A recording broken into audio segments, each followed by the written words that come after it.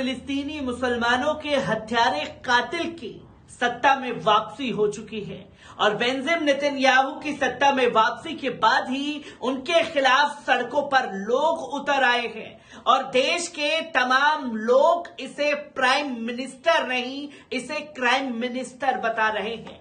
जहां तमाम इजरायली सड़कों पर उतर करके बेंजामिन नेतन्याहू का खुल करके विरोध कर रहे हैं और जैसे ही विरोध के सुर तेज हुए हैं तो तमाम तरीके की गतिविधियों को अंजाम देता हुआ बेंजामिन नेतन्याहू की तस्वीरें नजर आई हैं। पर भले ही देश के अंधभक्त अपने चाचा की वापसी पर खुशी का इजहार कर रहे हो, पर उसी के खिलाफ जो है आवाम सड़कों पर निकलती हुई दिखाई दी है।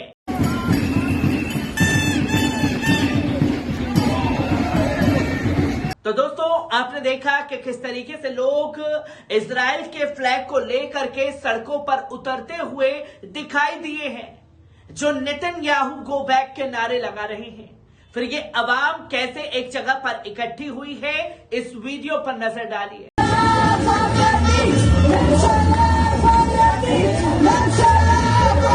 तो दोस्तों, आपने देखा यह वीडियो कि कैसे बेंजामिन नेतन्याहू की तानाशाही के खिलाफ लोग सड़कों पर एक जगह इकट्ठा हुए और उसकी काली करतूतों को अवाम के सामने रखते हुए लोग दिखाई दिए हैं।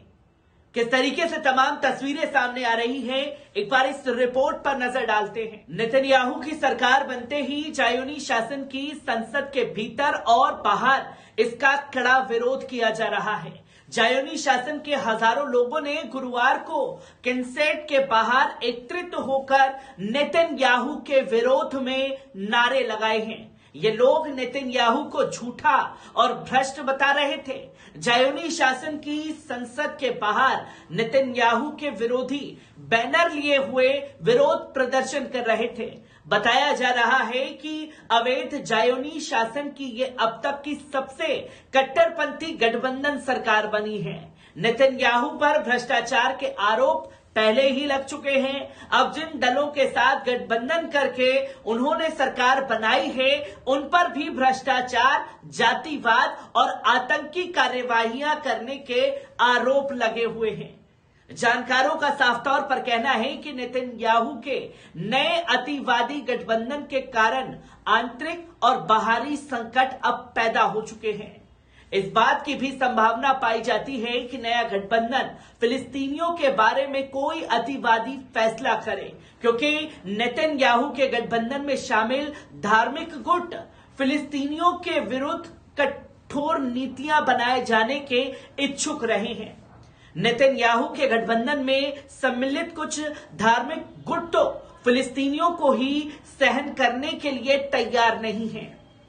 आपको बता दें कि बेंजामिन नेतन्याहू बृहस्पतिवार को इजराइल के नए प्रधानमंत्री के रूप में शपथ ले चुके हैं।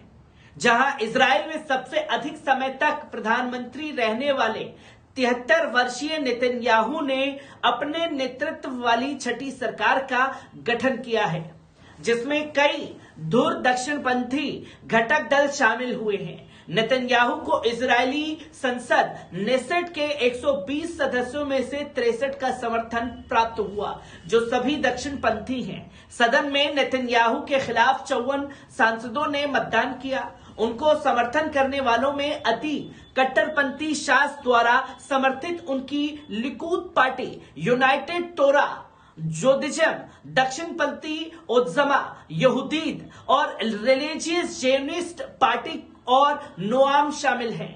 अनेक लोगों ने आशंका जताई है कि नेतन्याहू के नेतृत्व में बने इस समीकरण से देश की आबादी के बड़े हिस्से की सरकार के साथ असहमति हो सकती है।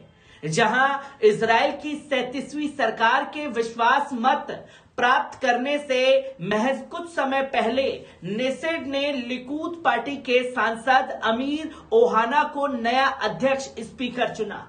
जहां पिछली सरकारों में न्याय मंत्री और जन सुरक्षा मंत्री रह चुके ओहाना नेसेट के पहले घोषित समलैंगिक स्पीकर हैं। नई सरकार के शपथ ग्रहण से पहले नेसेट ने अपने संबोधन में नेतन्याहू ने कहा कि उनकी सरकार के 3 राष्ट्रीय लक्ष्य ईरान को परमाणु आयुधों की ओर बढ़ने से रोकना है, पूरे देश में बुलेट ट्रेन चलाना और अब्राहम समझौते के दायरे में और अधिक अरब देशों को लाना है।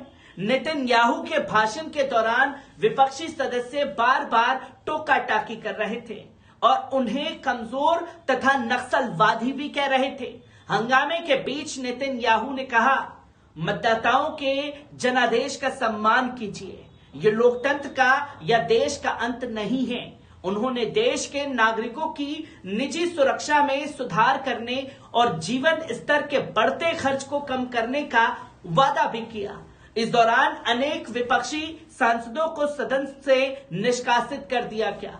नेतन्याहू ने 31 मंत्रियों और 3 उप मंत्रियों को नियुक्ति की घोषणा की है, जहां रक्षा, शिक्षा और कल्याण मंत्रालय में 2-2 मंत्री एक साथ काम करेंगे, तो वहीं मंत्रियों के रूप में केवल 5 महिलाएं ही शामिल की गई हैं। नेतन्याहू की सरकार बनने की घोषणा करने के बाद निवृत्तम प्रधानमंत्री येर लेपिड ने अपने संबोधन में अपनी सरकार की उपलब्धियां भी गिनाई।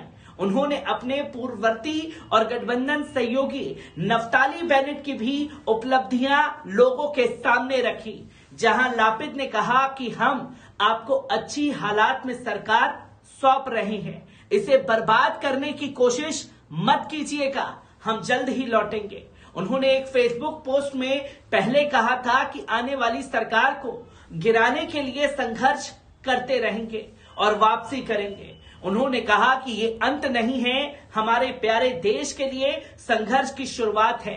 1 नवंबर को हुए चुनाव में नेतन्याहू के नेतृत्व में दक्षिणपंथियों की अगली सरकार बनने के स्पष्ट जनादेश के बावजूद गठबंधन सहयोगियों में अंतिम समय तक बातचीत चलती रही है, जहां नेसेट ने सरकार बनाने वाले गठबंधन के सहयोगी दलों द्वारा प्रस्तुत कानूनों को पारित किया और शास पार्टी के नेता अरियाई डेरी के मंत्री बनने का रास्ता भी साफ कर दिया, जबकि वे पिछले दिनों एक मामले में दोषी ठहराए जा चुके हैं। इसी बीच फिलिस्तीनी प्राधिकार पीए ने आगामी इजरायली सरकार के पश्चिमी तट पर बस्तियों का विस्तार करने के एजेंडे की तस्वीरें भी लोगों के सामने रखी और आलोचना की कि और इसे खतरनाक करार दिया। पीए अध्यक्ष महमूद अब्बास के प्रवक्ता नाबिल अबू रुदीन ने कहा कि ये दिशा निर्देश खतरनाक तरीके से टकराव बढ़ाने वाले हैं और इसका असर क्षेत्र पर साफ तौर पर दिखाई देगा, जहां यरूशलेम में नेसेट के बाहर सैकड़ों इजरायलियों ने नई बनने जा रही सरकार के खिलाफ प्रदर्शन किया। प्रदर्शनकारियों की संख्या दिन ढलने के साथ हजारों पहुंच गई।